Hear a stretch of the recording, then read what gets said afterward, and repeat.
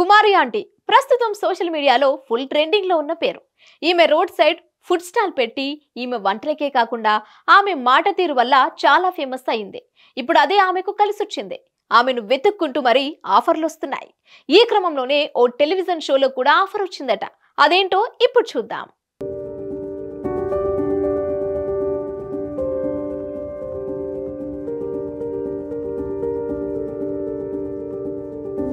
కుమారి aunty వంటలకు చుట్టుపక్కల ఉన్నవారు మాత్రమే కాదు, ఆమె వంటల గురించి తెలిసినా చాలా మంది ఆ ప్రాంతాన్ని వెతికి మరీ ఫుడ్ టేస్ట్ చేయడానికి వెళ్తుంటారు. ఫుట్పాత్ పక్కన ఫుడ్ స్టాల్ పెట్టి తన బిజినెస్ ను విస్తరిస్తూ మాట తీరుతో ఎంతో మందిని ఆకట్టుకుంది కుమారి ఆంటీ.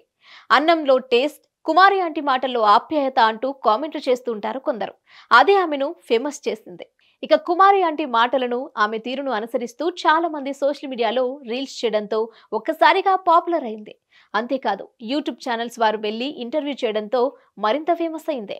ఇక ఫుడ్ స్టాల్ వద్దకు చేరుకొని ఆమె ధరలేంటి, ఎలా చేస్తుంది, ఎంత సంపాదిస్తుంది వంటి వివరాలు అన్ని సేకరించి మరీ ఆడియన్స్ ముందు పెట్టేశారు. ఇలా సోషల్ మీడియా ద్వారా ఫుల్ క్రేజ్ ను సంపాదించుకుంది కుమారి ఆంటీ. కానీ అదే పాపులారిటీ ఆమె బిజినెస్ క్లోజ్ చేసే వరకు వెళ్ళిందే. అదేంటంటే, ఈ కుమారి ఆంటీ దగ్గర ఫుడ్ తినడం కోసం ఇతర రాష్ట్రాల నుంచి కూడా పెద్ద ఎత్తున అభిమానులు తరలి వచ్చేవారు. దీంతో ఫుల్ ట్రాఫిక్ జామ్ అయ్యేది. దీంతో పోలీసులు ఫుడ్ స్టాల్ క్లోజ్ చేయించగా ముఖ్యమంత్రి రేవంత్ రెడ్డి ఆదేశాల మేరకు తిరిగి యథావిధిగా తన ఫుడ్ స్టాల్ ను ప్రారంభించింది. ఇలా ఫుడ్ బిజినెస్ చేసుకుంటూ మంచి సక్సెస్ అందుకున్న ఈమె తరచూ సోషల్ మీడియాలో ట్రెండింగ్ అవుతూనే ఉంటుంది. అంతేకాదు, బిగ్ బాస్ లోకి శ్రీదేవి డ్రామా కంపెనీలోకి రాబోతుందంటూ వార్తలు కూడా వచ్చాయి. ఇన్ని వార్తలు వచ్చాక ఊరుకుంటారా? రీసెంట్ గా ఓ ఇంటర్వ్యూలో పాల్గొన్న కుమారి ఆంటీకి ఇదే ప్రశ్న ఎదురైంది. దీంతో మీకు ఎలా తెలుస్తాయంటూ నవ్వింది.